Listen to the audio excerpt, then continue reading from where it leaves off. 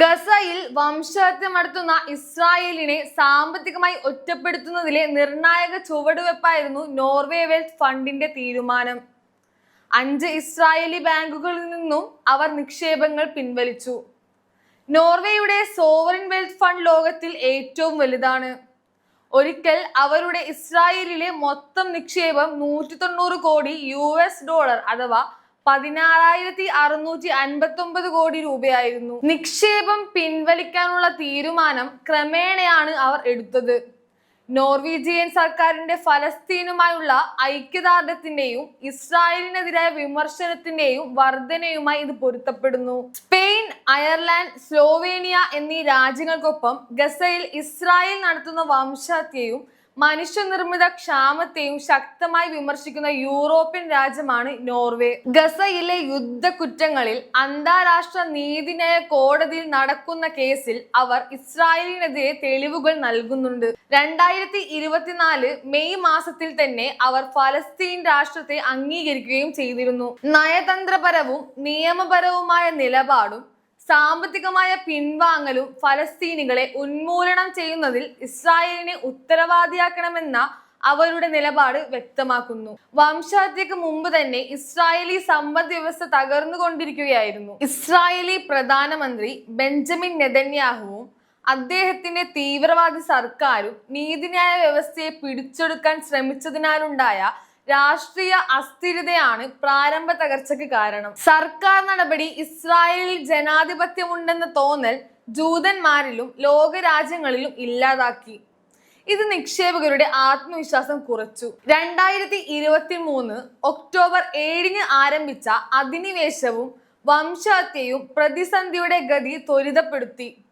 Israeli ധനകാര്യ മന്ത്രാലയത്തിന്റെ റിപ്പോർട്ടുകൾ പ്രകാരം 2024 ആദ്യ പകുതിയിൽ ഇസ്രായേലിലെ നേരിട്ടുള്ള വിദേശ നിക്ഷേപം 2023 താരതമ്യം ചെയ്യുമ്പോൾ 28% കുറഞ്ഞു.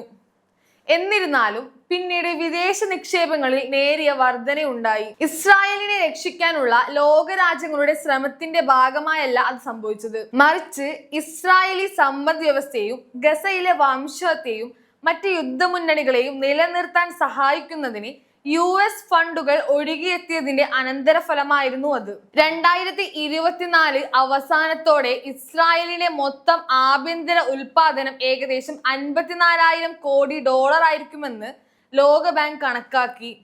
പക്ഷേ ഗസക്കെതിരായ യുദ്ധം ഇസ്രായേലിന്റെ GDP നിന്ന് ഗണ്യമായ ഒരു ഭാഗം എടുത്തു. ഇസ്രായേലിൽ നിന്നുള്ള കണക്കുകൾ സങ്കീർണമാണ്.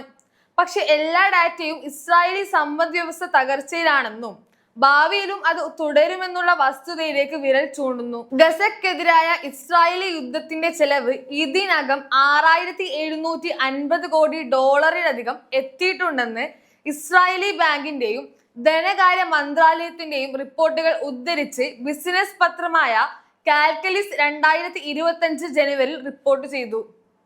ആ കണക്ക് 2024 അവസാനം വരെയുള്ള യുദ്ധച്ചെലവിനെ പ്രതിനിധീകരിക്കുന്നു. യുദ്ധച്ചെലവുകൾ ക്രമാതീതമായി വർദ്ധിക്കുന്നതും നോർവേയും മറ്റു രാജ്യങ്ങളും ഇസ്രായേലി വിപണിയിൽ നിന്ന് ഓഹരികൾ പിൻവലിക്കുന്നതും ഉൾപ്പെടെയുള്ള യുദ്ധത്തിന്റെ മറ്റു അനന്തരഫലങ്ങൾ കണക്കിലെടുക്കുമ്പോൾ ഇസ്രായേലി സമ്പദ് വ്യവസ്ഥയുടെ ഭാവിയിൽ ആർക്കും പ്രതീക്ഷയില്ല.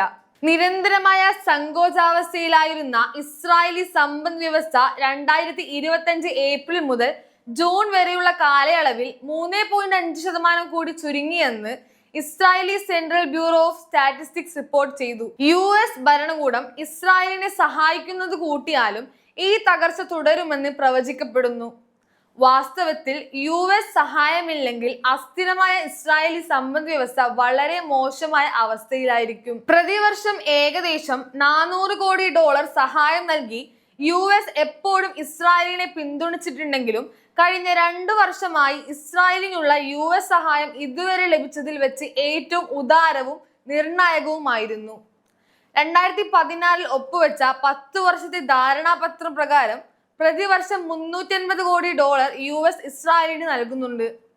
ആഗോള വിപണിയിൽ നിന്ന് വളരെ കുറഞ്ഞ പലിശയിൽ പണം കടം വാങ്ങാൻ ഇസ്രായേലിനെ അനുവദിക്കുന്ന വായ്പാ ഗ്യാരണ്ടികൾ അതിന് തുല്യമായ തുകയുടേതാണ്.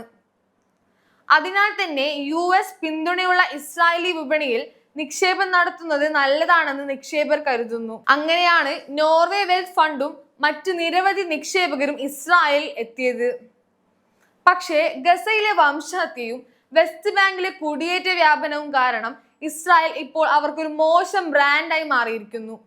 അതിനാലാണ് പലരും നിക്ഷേപങ്ങൾ പിൻവലിക്കുന്നത്. ഈ വിടവ് പിൻവലിക്കാനാണ് US ഇടപെടുന്നത്. 2024 ഏപ്രിലിലെ US അടിയന്തര അനുബന്ധ വിനിയോഗ നിയമം ഇസ്രായേലിനായി മൊത്തം $2640 കോടി അനുവദിച്ചു. പണത്തിന്റെ ഭൂരിഭാഗവും യുദ്ധ ചെലവുകൾക്കായി നീക്കി വെച്ചിരുന്നെങ്കിലും വാസ്തവത്തിൽ അതിൽ ഭൂരിഭാഗവും ഇസ്രായേലി സമ്പദ് വ്യവസ്ഥയിലേക്ക് ഒഴുകും. വാർഷിക സൈനിക സഹായത്തിന് പുറമേയുള്ള ഈ തുക ഇസ്രായേലി സർക്കാരിന് യുദ്ധത്തിനായുള്ള ചിലവ് കുറക്കാനും സമ്പദ് വ്യവസ്ഥ കൂടുതൽ വേഗത്തിൽ ചുരുങ്ങുന്നത് തടയാൻ കൂടുതൽ പണം അനുവദിക്കാനും സഹായിക്കുന്നു. കൂടാതെ ആയുധ വിപണിയിൽ തുടർച്ചയായ മത്സരശേഷി ഉറപ്പാക്കുന്ന പുതിയതും സങ്കീർണവുമായ സൈനിക സാങ്കേതിക വിദ്യ നിർമ്മിക്കുന്നത് തുടരാൻ ഇത് ഇസ്രായേലി സൈനിക വ്യവസായത്തെയും സഹായിക്കും.